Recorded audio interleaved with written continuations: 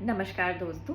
अक्सर pregnant ladies delivery के बाद, चाहे वो सिज़ेरियन के माध्यम से हो या वो नॉर्मल वजाइनल डिलीवरी हो, अक्सर यही चीज़ कहते हुए आते हैं कि डॉक्टर साहब मेरे पड़ोस में डिलीवरी हुई थी तो उनकी ब्लीडिंग तो बहुत कम दिन चली, मेरे रिश्तेदारी में भी ब्लीडिंग जो हुई डिलीवरी के बाद वो बहुत ही कम दिन रही और ठीक हो गई, पर मेरी ब्लीडिंग क्यों इतने लंबे समय तक चल रही है। तो ये जानने की ज़रूरत है कि ये कुछ बातों पर निर्भर करता है।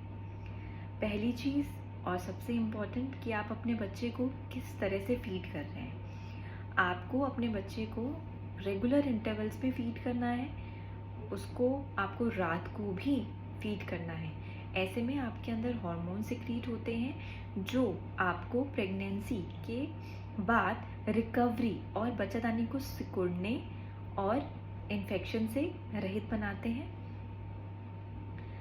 ऐसे में फिर ब्लीडिंग बहुत ही नॉर्मल चलती है और जल्दी सबसाइड कर जाती है। दूसरी चीज़, अगर आपको प्रेगनेंसी के दौरान किसी भी तरह का हाई रिस्क रहा हो, आपका बीपी बढ़ा हो, शुगर बढ़ा हो या थायराइड आपको रहा हो, तो आपको प्रेगनेंसी के इमीडिएटली बाद इनकी मॉनिटरिंग भी करनी है और मॉनिटरिंग के आधार पर अपनी दवाओं को लगातार लेते रहना है।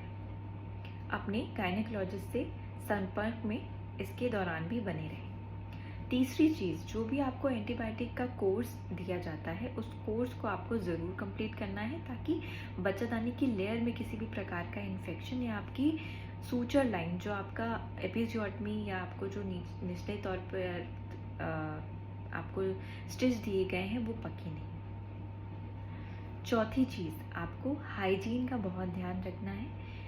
जो भी ब्लीडिंग पोस्ट डिलीवरी होती है उसे हम लोकिया कहते हैं। आपको फ्रीक्वेंटली अपने पैड्स को चेंज करना है, अपने रूटीन को अच्छे से फॉलो करना है, एक तरह से हाइजीन और इन्फेक्शन को कंट्रोल रखना है।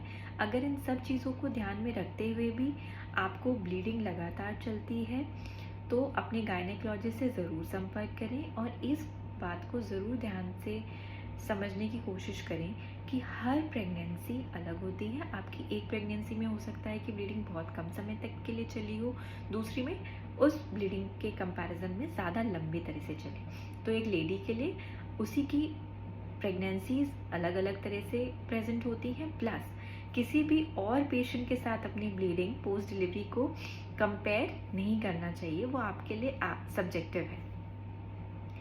कभी भी किसी भी तरह की हैवी ब्लीडिंग होती है तो भी अपने गायनेकोलॉजिस्ट को संपर्क करें। Have a happy and healthy pregnancy.